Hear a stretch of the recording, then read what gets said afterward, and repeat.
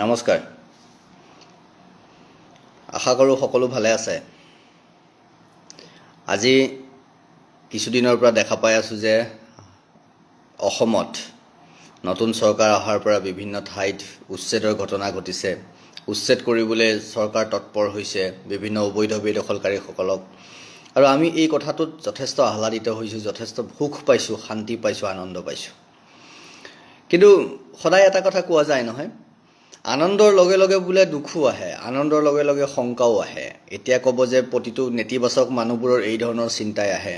কিন্তু আমাৰ আজি তাৰিখত এনেকুৱা হৈছে গোটেই পৰিৱেশটো যে আমি প্ৰত্যেকটো কথাৰ এটা আপোনালোকে যেনেকৈ মোৰ কিবা এটা কথা কয় নহয়, সত্যৰঞ্জন বৰাই এইটো কথা কিয় কৈছে, বা যিকোনো এজন মানুহে এইটো কথা কিয় কৈছে, তেওঁ নিশ্চয় কিবা এটা স্বাৰ্থ আছে, নিশ্চয় কিবা এটা এজেণ্ডা আছে। আপোনালোকে যেনেকৈ বিভিন্ন সময়ত মোক সেইটো প্ৰশ্ন কৰে, মোক লৈ সেই ধৰণৰ আপোনালোকৰ মনতো সন্দেহ হয়। তো সন্দেহটো আমাৰো হ'ব। কিন্তু সেইটো ক্লিয়াৰ কৰি দিয়াটো বিভিন্ন পক্ষৰ বা যাক এই ধৰণৰ প্ৰশ্ন কৰা হয় তেওঁলোকৰ দায়িত্ব বা তেওঁলোকৰ কৰ্মৰ মাজেৰে সেই প্ৰশ্নবোৰৰ উত্তৰ আমি বিচাৰিম। সেই বিষয়টোলৈ মই আহিম যে চৰকাৰী মাটিত, বিভিন্ন ৰাজহুৱা মাটিত, সেইদিনা দেখিছোঁ দৰঙতো শিৱ মন্দিৰৰ মাটি বেদখলমুক্ত কৰাৰ কাৰণে তাৰ আৰক্ষী অধীক্ষকে দণ্ড দিছে বা মুকলি কৰি দিব লাগিব বুলি কৈছে। ভাল পাইছোঁ, কৰিবলগীয়া কথা। আৰু আজিও শুনি আছোঁ আমাৰ হোজাই জিলাত কাকিত সেইধৰণে বেদখলমুক্ত কৰাৰ প্ৰক্ৰিয়া চলি আছে। এই বিষয়টোলৈ মই আহিম। কিন্তু তাৰ আগতে আজি সেইটোৱে মূল বিষয়, কিন্তু তাৰ আগতে বন্ধুবৰ আজি আপোনালোকক মই দুটামান কথা ক'ব খুজিছোঁ। আমি যেতিয়া ভাৰতবৰ্ষ বুলি কওঁ, আমি যেতিয়া ভাৰতৰ কথা কওঁ, আমি যেতিয়া হিন্দু সভ্যতা সংস্কৃতিৰ কথা কওঁ, আমি ভাৰতবৰ্ষই আচলতে ভাৰতবৰ্ষখন কি? এই ভাৰতবৰ্ষখনৰ গৰিমা কি? আমাক বিভিন্ন সময়ত কৈ গৈছে বিভিন্নজন সাধু পুৰুষে, সন্তসকলে যে পৃথিৱীৰ কোনো ঠাইত ভাৰতৰ দৰে মাটি পাবলৈ নাই। এই ভাৰতবৰ্ষ এনেকুৱা এখন ভাৰতবৰ্ষ, আৰু এই ভাৰতবৰ্ষৰ যিটো চৰিত্ৰ, যিটো প্ৰকৃত চৰিত্ৰ নহয় বন্ধুবৰ, সেই প্ৰকৃত চৰিত্ৰটো আমি যদি জানো, আমি যদি বুজোঁ আৰু আমি যদি অনুভৱ কৰিব পাৰোঁ, তেতিয়াহ'লে কিন্তু ভাৰতবৰ্ষৰ কাৰণে আমি অন্তৰৰ পৰা ভাল পাব পাৰিম, আৰু অন্তৰৰ পৰা আমাৰ ভাৰতবৰ্ষৰ প্ৰতি নিজকে সমৰ্পণ কৰাৰ এটা মনোভাৱ আহিব। আৰু যেতিয়ালৈকে এই ভাৰতবৰ্ষৰ এই মাটিৰ প্ৰতি, টুকুৰাৰ প্ৰতি আমাৰ যেতিয়ালৈকে আমি এই মাটিখিনিক, এই ঠাইখিনিক আমি উপলব্ধি কৰিব নোৱাৰোঁ, তেতিয়ালৈকে কিন্তু আপোনালোকে যিমানেই যি নকওঁ কিয় আমাৰ চিন্তা কিন্তু শুদ্ধ হ'ব নোৱাৰে। কাৰণ বিভিন্ন সময়ত, আজি সেই পৌৰাণিক সময়ৰ পৰাই যদি আমি চাওঁ, তেতিয়াহ'লে আপোনালোকে দেখা দিব এই ভাৰত ভূমি, এইখন দেৱতাৰ ভূমি। যি কথা এই ভাৰত ভূমি, এইখন দেৱতাৰ ভূমি, যি কথা কোৱা হৈছিল তেতিয়াই আপোনাৰ বৃহস্পতি নিগম আগম বুলি যিখন গ্ৰন্থ আছে, যে বাহব্য পুৰাণ বুলি কোৱা হয়, তাতো লিখি থোৱা আছে, হয়নে? হিমালয় সমৰথ্য যবম হিন্দু সৰোবৰম তম দেৱ নিমিষং দেশম হিন্দুস্থানং বশখ্যানে।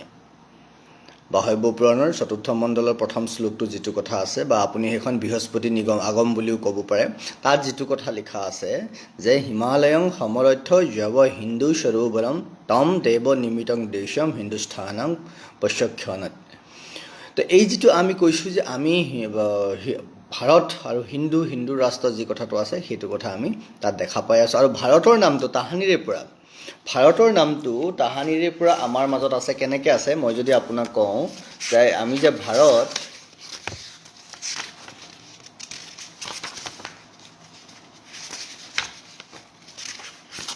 ৰ'ব মই আপোনালোকক এটা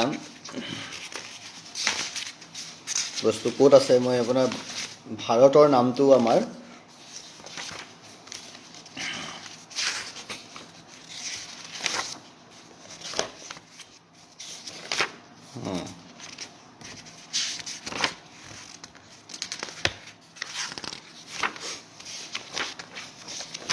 অকণমান আপোনালোকৰ আমনি লাগিছে চাগে যে আজি কি বিচাৰি ফুৰিছে। নহয়, সত্যৰঞ্জন বৰাই আজি আমাক কথা ক'বলৈ লৈ কিতাপ খুচৰি ফুৰিছে।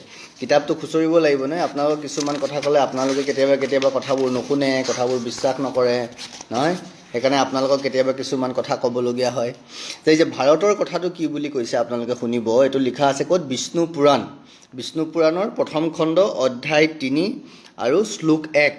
বিষ্ণু পুৰাণৰ খণ্ড ১ অধ্যায় ৩ শ্লোক ১ কি কৈছে? উত্তৰশত সমুদ্ৰস্য হিমাদ্ৰস্য শৈৱ দক্ষিণম নদ ভাৰত নাম ভাৰতী यत संतति तामाने की कैसे समुद्र के जो उत्तर में और हिमालय के जो दक्षिण में है उसका नाम भारत है और उसकी संतति ही भारती है বুজি পাইছেনে এইটো বিষ্ণু পুৰাণত তাহানিতে লিখি থোৱা আছে মানে আৰু হিমালয় কথাটো আমি যেটো কৈছো বৃহস্পতি আগমন হিমালয়ম সমাৰচ্য यव हिंदू सरोवरम तम देव निमित्तम देशम हिंदुस्तानং पश्यक्षेत्रे এই যেটো কথা কলো এই দুটা কথা আপোনালোকক যে ভাৰত আৰু ভাৰতীয় হিন্দু আৰু হিন্দুস্তান এই নাম দুটা আমাৰ লগত তাহানিৰে পৰা জড়িত হৈ আছে এই কথাটো আপোনালোকে অনুভৱ কৰিব যে দেৱতাই নিৰ্মাণ কৰা এইখন দেশ আমাৰ ভাৰতবৰ্ষ সেইকাৰণে আমি এই ভাৰতবৰ্ষৰ এই ভূমিক আমি কি কৰিব লাগে বিভিন্নজনে কৈ গৈছে আমাৰ এই ভাৰতবৰ্ষ অটল বিহাৰী বাজপেয়ী ডাঙৰীয়াই যি ধৰণে কৈ গৈছে যে ইয়াৰ প্ৰতিটুকুৰা कौन कौन कंकर में शंकर रहता है বুলি যেটো কথা তেওঁলোকে কয় সেই কথাটো আমি অনুভৱ কৰিছনে কাৰণ কি তাহানিৰে পৰা ভাৰতবৰ্ষৰ ইতিহাস যদি আপোনালোকে চাই পৌৰাণিক ইতিহাস সাংস্কৃতিক ইতিহাস যদি আপোনালোকে চাই ৰাজনৈতিক ইতিহাসটো বেলেগ ৰাজনৈতিক ইতিহাস পৰৱৰ্তী সময়ত আহি ভাৰতখন নষ্ট কৰিছে লাহে লাহে আহি কিন্তু আমি যদি অৰ্থনৈতিক ইতিহাসও ক'ব পাৰো অৰ্থনৈতিক ইতিহাস বা সাংস্কৃতিক ইতিহাস যদি আপোনালোকে চাই আৰু ধৰ্মীয় ইতিহাস যদি আপোনালোকে চাই গোটেই ইতিহাসটোৰ পৰা যদি দেখা পায় এই ভাৰতবৰ্ষত একমাত্ৰ কি এই ভাৰতবৰ্ষত যেতিয়াৰ পৰা পৃথিৱীৰ সৃষ্টি হৈছে তেতিয়াৰ পৰা ইয়াৰ সাধু সন্তৰ সৃষ্টি হৈছে গোটেই সমগ্ৰ বিশ্বক ৰাস্তা দেখুৱাব পৰা মুক্তি দেখুৱাব পৰা কোনোবা এখন দেশ যদি আছে সেইখনেই দেশ আৰু এইখন দেশ আমাৰ ভাৰতবৰ্ষ আমাৰ প্ৰত্যেকজন মানুহৰ আদৰণীয় হোৱা উচিত কিয়নো আমাৰ কিয় ভাৰতবৰ্ষ আদৰণীয় হোৱা উচিত কিয়নো আমাৰ এই ভাৰতবৰ্ষ আমাৰ সকলোৰে আৰাধ্য আমাৰ শক্তি স্বৰূপা भक्ति स्वरूपा मुक्ति स्वरूपा युक्ति स्वरूपा त्याग स्वरूपा ज्ञान स्वरूपा ध्यान स्वरूपा तप स्वरूपा है भाव स्वरूपा बुझी पाइছেনে यज्ञ स्वरूपा धर्म स्वरूपा कर्म स्वरूपा ध्यान स्वरूपा मैं आकोबा कैसो এই ভাৰতবৰ্ষ আমাৰ প্ৰতিজন যোগ্য ভাৰতীয়ৰ কাৰণে কি হয় আমাৰ প্ৰতিজন যোগ্য ভাৰতীয়ৰ কাৰণে আৰাধ্য আমাৰ শক্তি স্বৰূপা ভক্তি স্বৰূপা জ্ঞান স্বৰূপা ধ্যান স্বৰূপা তপ স্বৰূপা যজ্ঞ স্বৰূপা কৰ্ম স্বৰূপা ধৰ্ম স্বৰূপা ভাৱ স্বৰূপা মুক্তি স্বৰূপা আমাৰ এই ভাৰতবৰ্ষ এই ভাৰতবৰ্ষৰ কাৰণে আমি সেই ধৰণে নিজকে যিদিনালৈকে উপলব্ধি কৰিব নোৱাৰিম সেইদিনালৈকে আমি একো কৰিব নোৱাৰিম আমাৰ এই ভাৰতবৰ্ষ পৃথিৱী সকলোৱে নিজৰ পিতৃদেশ বুলি কয় পিতৃদেশ আছে আমি ভাৰতক মাতৃদেশ বুলি কওঁ সেইকাৰণে আমি ভাৰত মাতা কি বুলি কওঁ আমাৰ মাতৃভূমি বুলি কওঁ বাকিবোৰ দেশে কিন্তু পৃথিৱীত অন্যান্য দেশবোৰে পিতৃভূমি বুলি কয় আমি মাতৃভূমি বুলি এইকাৰণে কওঁ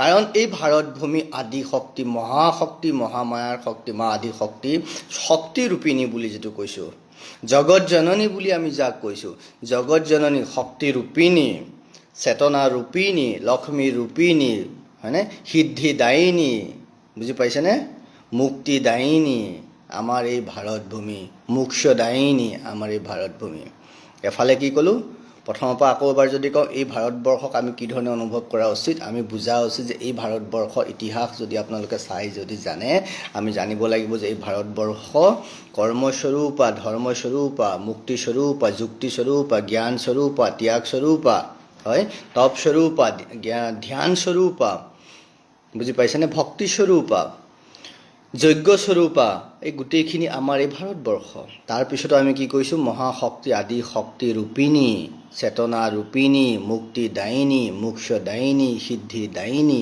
লক্ষ্মী ৰূপিণী আমাৰ এই ভাৰতবৰ্ষ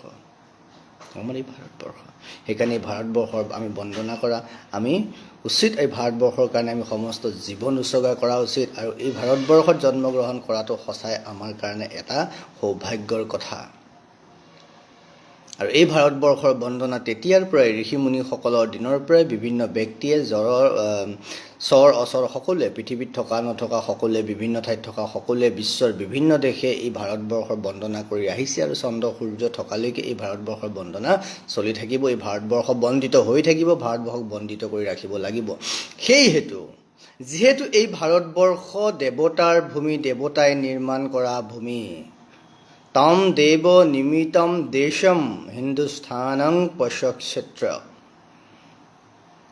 তম দেৱ নিমিতং দেশং হিন্দুস্থানম পশক্ষেত্ৰ বুলি যেতিয়া কৈছে, এইখন দেৱতাই নিৰ্মাণ কৰা ভূমি, আৰু দেৱতাই নিৰ্মাণ কৰা ভূমি হেতুকে দেৱতাৰ প্ৰতি, ঈশ্বৰৰ প্ৰতি আমি আস্থা ৰখাটো, তেওঁলোকৰ এই ভূমি সংৰক্ষণ কৰাটো আমাৰ কাৰণে মূল কথা, প্ৰথম কথা। আৰু আকৌ এবাৰ কৈছোঁ যে এই ভূমিৰ প্ৰতিটো গছ লতা, হয়নে, জীৱ, আমি সেইকাৰণে যত জীৱ তত শিৱ বুলি কওঁ। গছ লতা জড় জীৱ সকলোবোৰ আমাৰ কাৰণে শিৱ, সকলোতে আমি ঈশ্বৰ বিচাৰি পাওঁ। আৰু সেইকাৰণে আমাৰ প্ৰত্যেকটো বস্তু আমাৰ আদৰণীয়, আমাৰ আৰাধ্য সকলো। কিয়নো এই ভূমি, পুনৰ এবাৰ কৈছোঁ, এই ভূমি আমাৰ কৰ্মভূমি, এই ভূমি আমাৰ ধৰ্মভূমি, যজ্ঞভূমি, তপভূমি, ত্যাগৰ ভূমি, ধ্যানৰ ভূমি, মোক্ষ লাভৰ ভূমি, আমাৰ প্ৰত্যেকটো ক্ষেত্ৰত আমাৰ চেতনা জাগ্ৰত কৰাৰ ভূমি। এই ভূমি আমাৰ শক্তিৰূপিণী, শক্তিদায়িনী, সিদ্ধিদায়িনী, লক্ষ্মীৰ ৰূপিণী, চেতনা ৰূপিণী আমাৰ শক্তি, আমাৰ মাতৃ। গতিকে এই ভূমিৰ ৰক্ষা কৰাৰ দায়িত্বটো আমাৰ প্ৰত্যেকজনৰ কৰ্তব্য। সেইকাৰণে আজি যি সময়ত শেহতীয়াভাৱে নতুন চৰকাৰখনে অসমৰ বিভিন্ন ঠাইতো বিভিন্ন ধৰণৰ বেদখল হৈছে, এই বেদখল মুক্ত কৰাৰ কাৰণে যি প্ৰক্ৰিয়া কৰিছে বা যি ধৰণৰ পদ্ধতি তেওঁলোকে হাতত লৈছে, আমি তেওঁলোকৰ আন্তৰিকতাৰে কৃতজ্ঞতা জনাইছোঁ। কিন্তু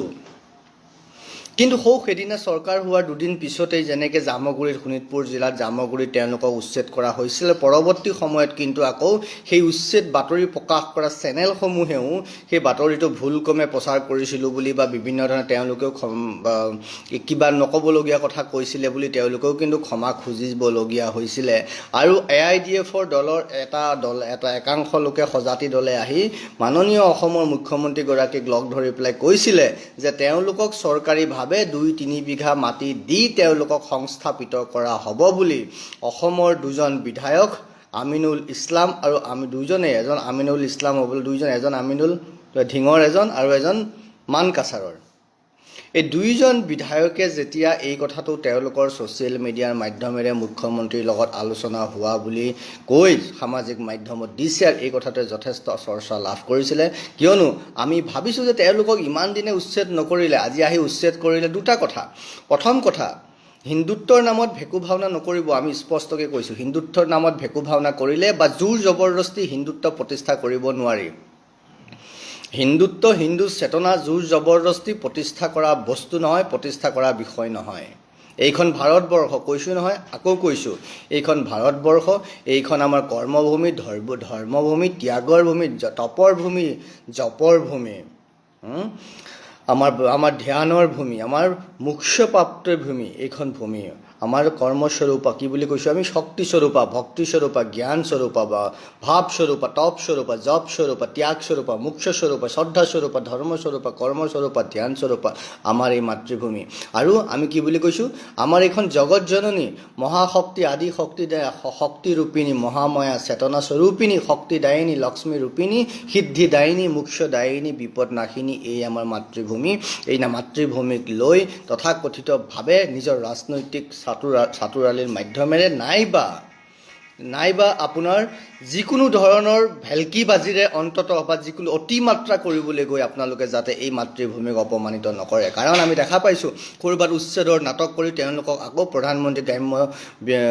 প্ৰধানমন্ত্ৰীৰ আৱাস যোজনাৰ অধীনত আপোনালোকে তেওঁলোকক 2-3 বিঘা মাটি দি প্ৰতিষ্ঠা কৰাৰ কথা যেতিয়া অসমৰ দুজনকৈ বিধায়কে এই কথাটো ক'ব, মুখ্যমন্ত্ৰীয়ে প্ৰতিশ্ৰুতি দিয়া বুলি, এই কথাটো কিন্তু আমাৰ মনত যথেষ্ট প্ৰশ্নবোধক ভাৱৰ সৃষ্টি কৰিছে। আমি প্ৰশ্ন কৰিবলৈ বাধ্য হৈছোঁ। সেইকাৰণে আজি যিবোৰ ঘটি আছে দেখিছোঁ, দৰং জিলাতো সৌখিনা দৰং জিলাৰ আয়ুক্তগৰাকীয়ে গৈ পেলাই শিৱ মন্দিৰত বেদখল হৈছে, যিকোনো মন্দিৰত বেদখল হৈছে, সত্ৰত বেদখল হৈছে, বেদখলমুক্ত কৰিবই লাগিব। আমি বিভিন্ন সময়ত কৈ আহিছোঁ।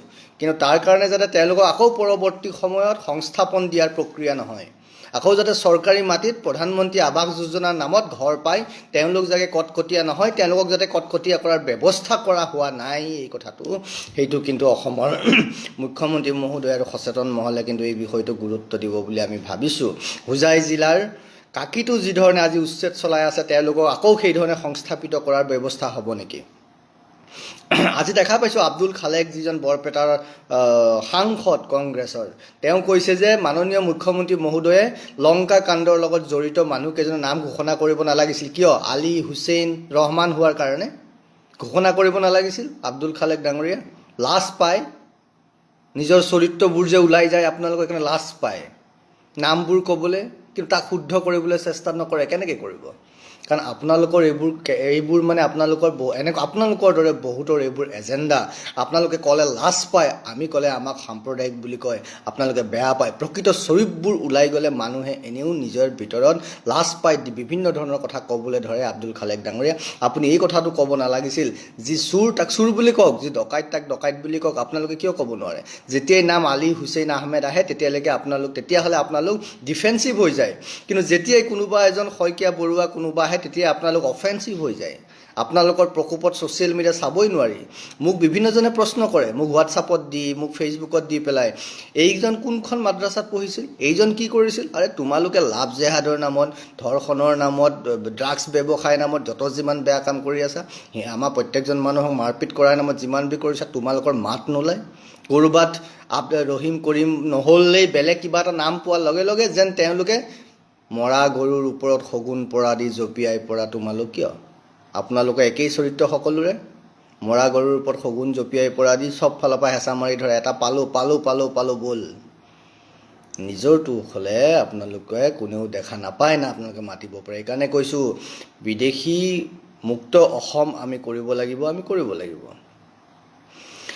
2011 চনৰ পৰা শুনি আছিলোঁ অসম ভাৰতৰ প্ৰথম 5খন দেশৰ ভিতৰত হ'ব। 2001তো ঘোষণা কৰা একেইজন মানুহেই 2016তো একেই ঘোষণা কৰা হ'ল, অসম ভাৰতৰ 5খন শ্ৰেষ্ঠ ৰাজ্যৰ ভিতৰত হ'ব। একেজন মানুহ। তেতিয়া হ'ল এ ফৰ আছাম। 2021ত আকৌ হ'ল অসম ভাৰতৰ শ্ৰেষ্ঠ 5খন ৰাজ্যৰ ভিতৰত হ'ব। ঘোষণা একেই, ঘোষণা কৰা মানুহবোৰো একেই। কিন্তু এটাত অৱশ্যে আপোনালোকক ধন্যবাদ দিব লাগিব, অসম ক'ৰবাত নহয় ক'ৰবাততো প্ৰথম 3খনৰ ভিতৰততো আছে। শেষৰ পৰাই হওক দিয়কচোন, লাগিলে শেষৰ পৰাই হওক, প্ৰথম 3খনৰ ভিতৰততো আছে অসম। কাৰণ আপোনালোকে মুখেৰে কথা কয় 11 চনৰ পৰা 21 চনলৈকে 10টা বছৰ একেজন মানুহে একেখিনি কথাই কৈ থাকিলে ক'ত প্ৰথম শীৰ্ষ 5খনৰ ভিতৰত ৰাখে, শেষৰ পৰা 3 নম্বৰ পালেহি আহি পেলাই অসম এই 10 বছৰত। কিন্তু মুখৰ কথা সলনি নহ'ল।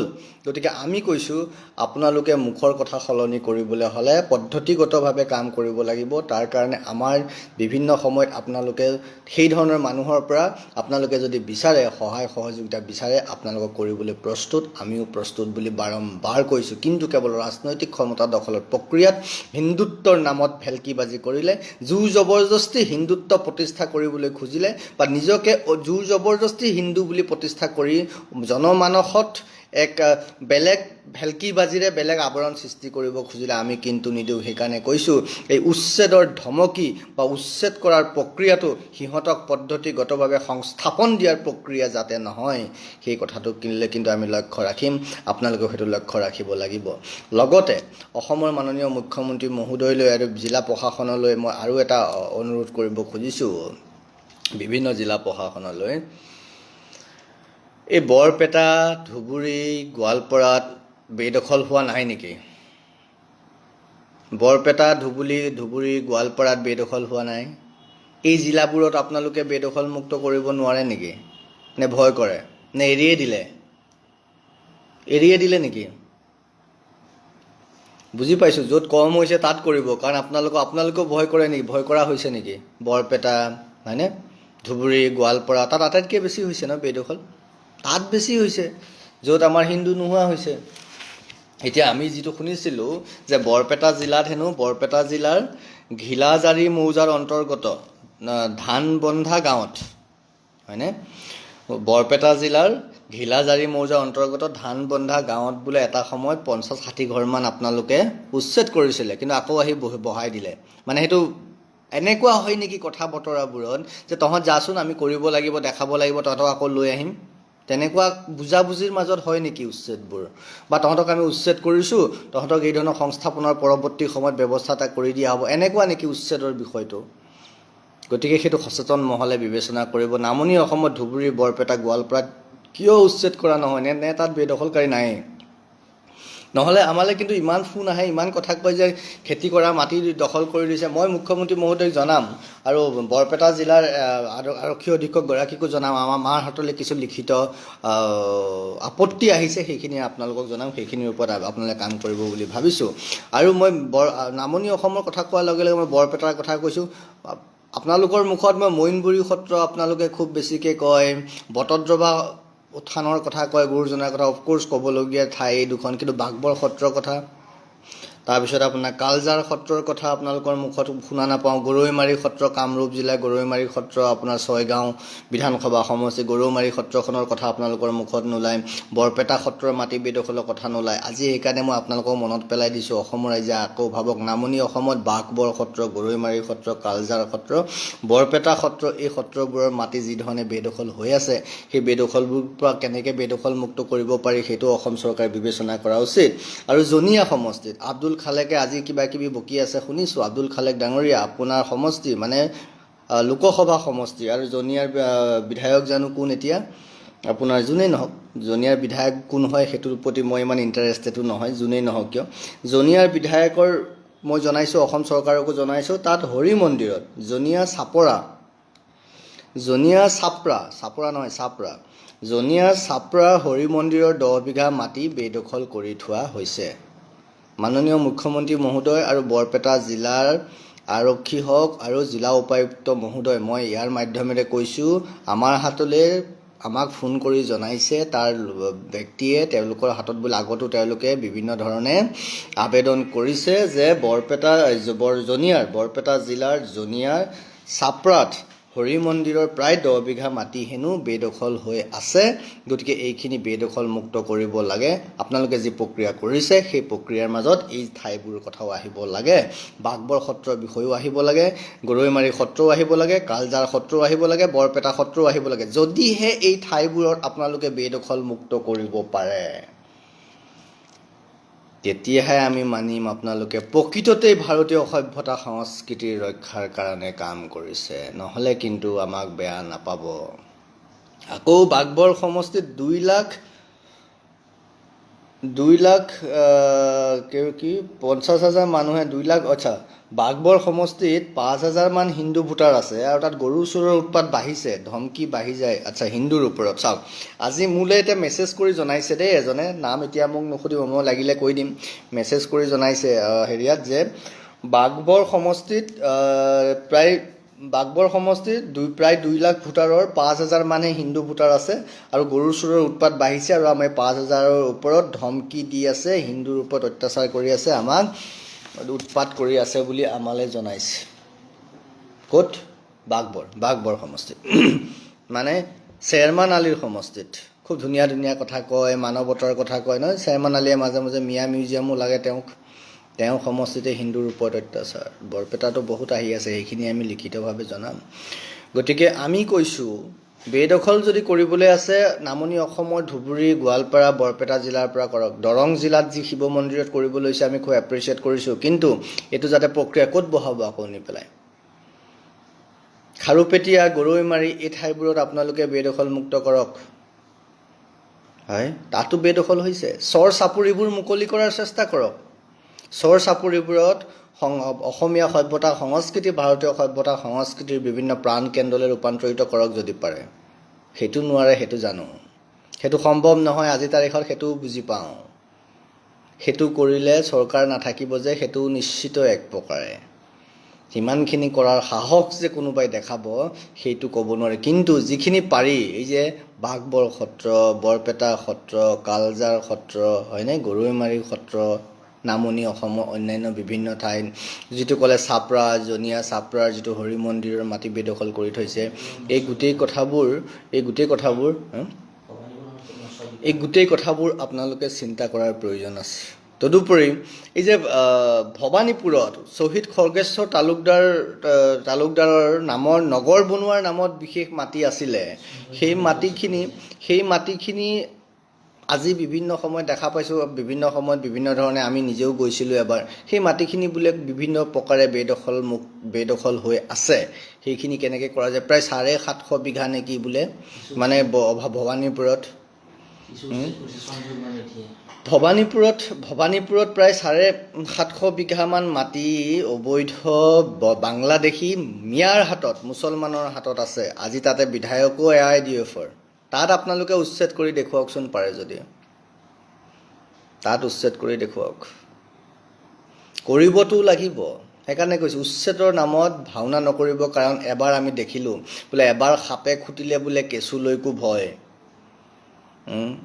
জামগুৰিৰ হাতত উচ্ছেদ কৰিলে, তাৰপিছত আহি দুজনকৈ AIDF-ৰ বিধায়কে ক'লে যে মুখ্যমন্ত্ৰীয়ে আমাক প্ৰতিশ্ৰুতি দিছে তেওঁলোকক প্ৰধানমন্ত্ৰী আৱাস যোজনাৰ অধীনত 2-3 বিঘাকৈ মাটি দি পেলাই সংস্থাপিত কৰিব। এইটোৱে নেকি উচ্ছেদ কৰাৰ কাৰণ? ইমান তয়া উৎপাত কৰাৰ কাৰণ উচ্ছেদক লৈ পেলাই? কাৰণ দিবলগীয়াই হ'ব এতিয়া প্ৰধানমন্ত্ৰী আৱাস যোজনা, হিতাধিকাৰী লিষ্ট ওলাবই, সেইকাৰণে এওঁলোকক সংস্থাপিত কৰিব লাগে। সেইটো ভিতৰুৱা কাৰণ নেকি? আমি নাজানো, আমি সুধিছোঁ, আমাৰ সন্দেহ হৈছে। আৰু আমাক সন্দেহ কৰিবলৈ আপোনালোকে বাধ্য কৰিছে, আমাক সন্দেহ কৰিবলৈ আপোনালোকে বাধ্য কৰিছে। কিন্তু তাৰপিছতো কৈছোঁ, পুনৰবাৰ আপোনালোকক কৈছোঁ, ভাৰতবৰ্ষৰ এই ভূমি দেৱতাৰ ভূমি, দেৱতাই নিৰ্মাণ কৰা ভূমি। তম দেৱ নিমিতম দেশম, তম দেৱ নিমিতম দেশম হিন্দুস্থানং পশক্ষত ক্ষেত্ৰে। আমি দেখা পাই আছোঁ, যিখন দেখিছোঁ এখন দেৱতাই নিৰ্মাণ কৰা ভূমি। যদি এই দেৱতাই দুখ ধৰে, কোনেও কিন্তু কাকো শুদাই নেৰিব। এইখন আদি শক্তিৰূপিণী, আদি শক্তি মহামায়া মহাকালীৰ ক্ষেত্ৰ। এই ক্ষেত্ৰত কিন্তু মহামায়া মহাকালীয়ে কাকো শুদাই নেৰিব। চেতনা ৰূপিণী, শক্তি দায়িনী, আকৌ বিনাশিনীও, অসুৰ মহীসুৰ মৰ্দিনী। কিন্তু নৰকাসুৰৰ কথাটো আপোনালোকে জানে, মহিষাসুৰ মৰ্দিনী বুলি কওঁ নহয়, বিপদ নাশিনী, বুদ্ধি দায়িনী, চেতনা দায়িনী, সিদ্ধি দায়িনী, অন্নপূৰ্ণা মহাশক্তি মহাকালী। কিন্তু আকৌ অসুৰ কাটি তেজ খোৱা সেইগৰাকীও কিন্তু এৰি নিদিব, তেওঁৰ ভূমি, তেওঁৰ ভূমি। গতিকে সেই কথাটো মনত ৰখাটো আপোনালোকে উচিত। কিয়নো এইখন ভূমিকে আমি কি বুলি কৈছোঁ, বিভিন্ন ঋষিমুনিসকলে কি বুলি বৰ্ণনা কৰি থৈ গৈছে, বিভিন্ন মনীষীসকলে কি বুলি বৰ্ণনা কৰি গৈছে, ধৰ্মস্বৰূপা এই ভূমি, এই ভূমি ধৰ্মস্বৰূপা, কৰ্মস্বৰূপা, হয়, ত্যাগস্বৰূপা, জ্ঞানস্বৰূপা, ধ্যানস্বৰূপা, তপস্বৰূপা, জপস্বৰূপা, মোক্ষস্বৰূপা। এইখন আমাৰ ভূমি সেই ধৰণৰ। গতিকে এইখন ভূমি আমি যাতে কোনো কাৰণতে এই ভূমিৰ আমি ক্ষতি কৰিব নোৱাৰোঁ, এই ভূমিক যাতে আমি সন্মান কৰিব পাৰোঁ, তাৰ কাৰণে আপোনালোকে যি ধৰণৰ পদক্ষেপ গ্ৰহণ কৰিব লাগে বুলি ভাবে কৰিব। সেইখিনি আপোনালোকৰ ওপৰত আস্থা আৰু বিশ্বাস আমি ৰাখিছোঁ। আৰু আমাৰ পৰা যি ধৰণে আপোনালোকক সহায় কৰিব লাগে, যে পৰৱৰ্তী সময়ত আমাক যদি আপোনালোকে বিচাৰে আমি নিশ্চিতভাৱে সহায় কৰিম। কিন্তু আমি কঠোৰ দৃষ্টি আপোনালোকৰ ওপৰত ৰাখিম। কিয়নো উচ্ছেদৰ নামত ভেকু ভাওনা কৰি আকৌ তেওঁলোকক পদ্ধতিগতভাৱে সংস্থাপিত কৰাৰ যিটো প্ৰক্ৰিয়া আমি বিভিন্ন সময়ত দেখি আহিছোঁ, সেই প্ৰক্ৰিয়া হ'বলৈ নিদিওঁ। আজি এই প্ৰক্ৰিয়া যদি নচলিলেহেঁতেন নহয়, তেতিয়াহ'লে কিন্তু অসমত আজি 32খনৰ পৰা 42খন, 32খনটো তেওঁলোকৰ নিজা হৈ গ'ল বিধানসভা 126খনৰ ভিতৰত, আৰু 10খনত তেওঁলোকৰ আধিপত্য বিস্তাৰ কৰাৰ চিট আছে। এইটো হ'ব নোৱাৰিলেহেঁতেন যদি এই ৰাজনৈতিক প্ৰক্ৰিয়াবোৰ চলি নাথাকিলেহেঁতেন, যদি চতুৰ ধূৰ্ত ৰাজনৈতিক নেতা কিছুমানৰ এই ধৰণৰ প্ৰক্ৰিয়া কৰি নাথাকিলেহেঁতেন। গতিকে আমি কৈছোঁ, হিন্দু সভ্যতা সংস্কৃতিৰ কাৰণে, আমাৰ অসমীয়া জাতি জনগোষ্ঠীৰ প্ৰত্যেকজনৰ কাৰণে আমি সেইখিনি কৰিছোঁ। আজি শেষত এটা কথা মনত, আজি লোকপ্ৰিয় গোপীনাথ বৰদলৈদেৱৰ উপজা দিন আছিলে। আজি আমি প্ৰত্যেকেই হয়তো সেই জাতীয়তাবাদত বিশ্বাস কৰা বিভিন্নজনে বা মৌলানা মুফতি সকলোৱে, AIDF-ৰ বহু নেতাই আজি কৰিব লাগে বুলি লোকপ্ৰিয় গোপীনাথ বৰদলৈ জন্মদিনৰ উলগ জনাইছে, হয়তো ফটোখন দি দি। কিন্তু তেওঁ যিটো মূল কথা, সেই মূল কথাটো কিন্তু তেওঁলোকে বিৰোধ কৰে। এই প্ৰত্যেকজনে বিৰোধ কৰে, জাতীয়তাবাদী শিবিৰৰ প্ৰত্যেকজনেই হওক আৰু ইছলামিক মৌলবাদী শিবিৰৰ প্ৰত্যেকজনেই তেওঁ মূল কথাটো বিৰোধ কৰে। যিটো কথাৰ কাৰণে তেওঁৰ কাৰণে আজি অসমখন বাংলাদেশ, পূব পাকিস্তান মানে বাংলাদেশৰ লগত একত্ৰিত নোহোৱা হৈ ৰক্ষা পৰিল কেৱল লোকপ্ৰিয় গোপীনাথ বৰদলৈৰ কাৰণে। আৰু আমি সেই কথাটোৱে কৈ আছোঁ, আমাক বেয়া পায় সেইসকলে, আমাক বেয়া পায়। কিন্তু ৰাইজৰ আগত নিজৰ স্বৰূপ এটা দেখুৱাই থাকিব লাগিব, মুখা পিন্ধি এখন মুখ দেখুৱাই থাকিব লাগিব। সেইকাৰণে ছ'চিয়েল মিডিয়াত হওক, মুকলিকে ৰাজহুৱা মঞ্চত হওক, তেওঁলোকে লোকপ্ৰিয় গোপীনাথ বৰদলৈ অসমৰ আমুক আছিল তামুক আছিল বুলি ক'ব। এই জাতীয়তাবাদী নেতাসকলে আৰু এই মৌলবাদী নেতাসকলে তেওঁলোকে সেই কথাটোও ক'ব, কিন্তু তেওঁক প্ৰকৃততে গ্ৰহণ নকৰে। আৰু সেই বিষয়বোৰ লোকপ্ৰিয় গোপীনাথ বৰদলৈয়ে মূল যিটো বিষয় লৈ যুদ্ধ কৰিছিল, গোটেই জীৱনটো যুদ্ধ কৰি আছিল, সেই বিষয়টো যেতিয়া আলোচনা কৰিব লগা হয়, তেতিয়া কিন্তু ৰাজহুৱা মঞ্চত বা ছ'চিয়েল মিডিয়াত লোকপ্ৰিয় গোপীনাথ বৰদলৈৰ ফটো দি লোকপ্ৰিয় গোপীনাথ বৰদলৈৰ প্ৰশংসা কৰা এইসকল লোকেই তেতিয়া সেই কিতাপ বিষয়ত মনে মনে থাকে। সেইকাৰণে আজি মই সুধিছিলোঁ, আমাৰ জাতীয়তাবাদী শিবিৰ ইছলামিক মৌলবাদী কোনোবা সংগঠনৰ কোনোবা একোজন এজেণ্টৰ দৰে কাম কৰি আছে নেকিহে দেই, মোৰ মনলৈ প্ৰশ্ন আহিছে। নহ'লে সেই ধৰণৰ কথা ক'লেই আমাৰ জাতীয়তাবাদী শিবিৰৰ মুখ বন্ধ হৈ যায়। কিয় বা মুখ বন্ধ হৈ থাকে কিয়? সেই আছুৱেই হওক, অসম জাতীয় পৰিষদেই হওক, কৃষক মুক্তি সংগ্ৰাম সমিতিয়েই হওক, ৰাইজৰ দলেই হওক, গণমুক্তি নে কিবাই হওক, অজিত কুমাৰ ভূঞাই হওক, হাইদৰ হুছেইনেই হওক, আৰু যাৰ নামেই নলওক কিয়, নেকিবুৰ জামানেই হওক, গোলাপ বৰবৰাই হওক, নহয় যিমান আছে, হীৰেণ গোহাঁইয়ে কওক, যত যিমান নাম ল'ব পাৰে সকলোৰে মুখবোৰ বন্ধ হৈ যায়। আৰু আটাইতকৈ দুখৰ কথা, প্ৰতিদিন টাইম বুলি ওলাইছে, যিহেতু মই জানো মৃণাল তালুকদাৰ, মই নামটো ল'ব খোজা নাছিল তথাপি লৈছোঁ, মৃণালদাৰ মই কিতাপত দেখিছোঁ স্বৰাজোত্তৰ অসমত তেওঁ লিখিছে। তেওঁ অসমৰ কেইবাখনো, মোৰ পিছফালে আছে দেখিছে, তেওঁ সম্পাদনা কৰা এই অসম বুলি এটা ভলিউম আছে, মই তাত পঢ়িছোঁ, তেওঁ স্পষ্টকৈ লিখিছে তাত। আৰু এখন আছে আমাৰ, ক'ত গ'ল, অসমৰ সাংবিধানিক ৰক্ষা কবচ, পুলিন কলিতাই লিখিছে ইয়াত। তেওঁলোকে লিখিব পাৰে কথাবোৰ, কেনেকৈ অসমৰ ওপৰত মুছলমানৰ আগ্ৰাসন হৈছে, হিন্দুৰ ওপৰত কি ধৰণে ইছলামিক আগ্ৰাসন হৈছে, তেওঁলোকে এই কথাবোৰ তাত লিখিছে। কি ধৰণে ছাদুল্লাহ মুখ্যমন্ত্ৰী হোৱাৰ পিছত ছাদুল্লাই প্ৰস্তাৱ দিছিল 5জন হিন্দু থাকিব, 5জনে বোলে হিন্দু থাকিব, কি থাকিব, ৰ'ব ক'ত আছিলে, যদি আছে মই আপোনালোকক দেখুৱাওঁ, এইটো কোনটো ভলিউমত আছিলে,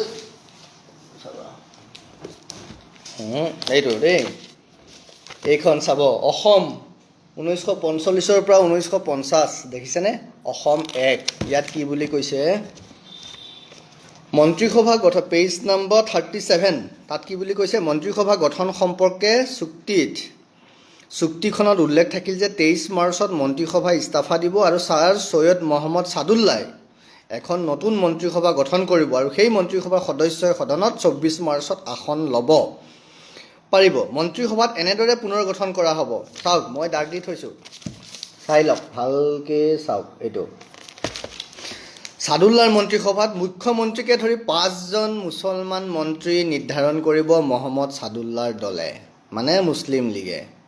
বুজি পাইছেনে? 45 পৰা 50 চনৰ এই কাহিনী। মুখ্যমন্ত্ৰীকে ধৰি 5জন মুছলমান মন্ত্ৰী নিৰ্ধাৰণ কৰিব কোনে? মহম্মদ ছাদুল্লাৰ দলে, মানে মুছলিম লীগে। 5জন অমুছলমান মন্ত্ৰী বাচিব। চাওক কোনে অমুছলমান কৰিছে, চাওক কোনে হিন্দু মুছলমান কৰিছে, এতিয়া চাওক এইবোৰ কিতাপত দেই, সম্পাদনা কোনে কৰিছে চাওক, অসমত এইখন কিতাপ আছে, মৃণাল তালুকদাৰ, হয়নে, মৃণাল তালুকদাৰ, কিন্তু তেওঁলোকে এইবোৰ কথা তেওঁলোকে কিন্তু ষ্টুডিঅ'ত আলোচনা কৰিব নোৱাৰে। মৃণাল তালুকদাৰ ডাঙৰীয়া বেয়া নাপাব দেই, মই নাম লৈ কৈছোঁ, কাৰণ আপোনাৰ লিখা কিতাপ, কিন্তু এই বিষয়বোৰ আপোনালোকে যদি ষ্টুডিঅ'ত কেতিয়াবা আলোচনা কৰিলেহেঁতেন ভাল পালোহেঁতেন। তথাপি আপুনি লিখিছে, আপোনাৰ কথাৰ পৰাই কৈ আছোঁ যে সেইটো, আৰু কৈছে যে 5জন অমুছলমান মন্ত্ৰী বাচিব বিপক্ষ দলে, তেওঁলোক হ'ব তেনেধৰণৰ 3জন বৰ্ণ হিন্দু, আকৌ হিন্দুৰ মাজত ভগাইছে কোনে চাব, মুছলমানে হিন্দুৰ মাজত কেনেকৈ ভগাইছে, 3জন বৰ্ণ হিন্দু, এজন জনজাতীয়, এজন তফচিলযুক্ত, হিন্দুৰ মাজত ভগাইছে। মুছলমানে হিন্দুৰ কোনে পাব সেয়াও নিৰ্ধাৰণ কৰিব ছাদুল্লাই সেই সময়ত। যদি মন্ত্ৰীসভাৰ সদস্যৰ সংখ্যা 11জন কৰা হয়, তেনেহ'লে পৰ্বতীয়া অঞ্চলৰ জনজাতি আৰু ভাৰতীয় খ্ৰীষ্টিয়ানক প্ৰতিনিধিত্ব কৰিবৰ বাবে সেই লোকসকলে এজনক বাছি দিব। চুক্তি অনুসাৰে 23 মাৰ্চৰ দুপৰীয়াই ছাদুল্লাই মন্ত্ৰীপদ ত্যাগ কৰে আৰু নকৈ মন্ত্ৰীসভা গঠন কৰে। কাৰ স্বাৰ্থত, কাৰ খাতিৰত ছাদুল্লাই মুখ্যমন্ত্ৰী হ'ব, আৰু তাৰ ছাদুল্লাৰ মন্ত্ৰীসভাত কি থাকিব, 5জন মুখ্যমন্ত্ৰী, 5জন মুছলমান মন্ত্ৰী থাকিব, সেয়া চুক্তি হৈছে। আৰু কি কৈছে, 5জন মানে হিন্দু বা অমুছলমান থাকিব, সেইটো নিৰ্ধাৰণ কৰিব, আৰু মুছলমানে নিৰ্ধাৰণ কৰিব বৰ্ণ হিন্দু কোন, জাতি জনজাতীয় কোন। এয়া অসমৰ ইতিহাস, লিপিবদ্ধ ইতিহাস। কিন্তু এই কথাবোৰ অসমৰ সেইসকল মানুহে আলোচনা নকৰে। বেয়া নাপাব, মই স্পষ্টকৈ কৈছোঁ, স্পষ্টকৈ কৈ যাম, ৰাজহুৱা ঠাইত সভা সমিতিত বেলেগ বেলেগ বিষয় একেটা বিষয়তে সানি পুতুকি থকাতকৈ অন্ততঃ যিবোৰ কথা আপোনালোকে লিখিয়ে থৈছে, যিবোৰ কথা অসমৰ ৰাজনৈতিক ইতিহাস আপোনালোকেও জানে, সেই কথাবোৰ মাতক। নহ'লে এনেকুৱা এসোপা ভলিউমৰ কিতাপেই হ'ব, এসোপা কিতাপেই হ'ব, তাতকৈ বেছি একো নহ'ব। গতিকে এইবোৰ কথা ভাবক, এইবোৰ কথা বুজক, এই কথাবোৰ আছে।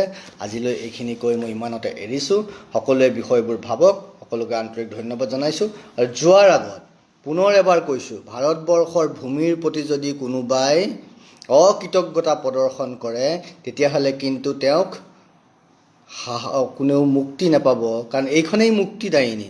ইয়াতে আছে মা কামাখ্যা ভূমি, শক্তিৰূপিণী জগতজননী ভাৰতবৰ্ষ, মুক্তিদায়িনী, শক্তিদায়িনী, বিপদনাশিনী, শক্তিস্বৰূপা, চেতনাস্বৰূপা, শক্তিৰূপিণী, চেতনাস্বৰূপী, লক্ষ্মীৰূপিণী এই ভাৰতবৰ্ষত এই জগতজননী আমাৰ এই মাতৃ। কিয়নো এই ভাৰতবৰ্ষ কৰ্মস্বৰূপা, ধৰ্মস্বৰূপা, ত্যাগস্বৰূপা, জপস্বৰূপা, যজ্ঞস্বৰূপা, তপস্বৰূপা, জ্ঞানস্বৰূপা, শ্ৰদ্ধাস্বৰূপা, ভাৱস্বৰূপা। এইখন আমাৰ ভাৰতবৰ্ষ। এই ভাৰতবৰ্ষক যদি কোনোবাই নষ্ট কৰিবলৈ খোজে, এই ভাৰতবৰ্ষৰ ভূমিক যদি ভাৰতবৰ্ষৰ সভ্যতা সংস্কৃতিক অপমানিত কৰিব খোজে, তেতিয়াহ'লে তাৰ উত্তৰ কিন্তু এই ভাৰতবৰ্ষই দিব, প্ৰকৃতিয়ে নিজেই দিব, তাৰ পৰিণাম নিজে ভুগিব। এইখিনি কৈ আপোনালোকৰ পৰা বিদায় লৈছোঁ। সকলোৰে ভাল হওক, সকলোকে ভগৱানে ঈশ্বৰে মহাকালীয়ে শক্তি দিয়ক, সকলো কুশলে থাকক, সুমতি দিয়ক। নমস্কাৰ।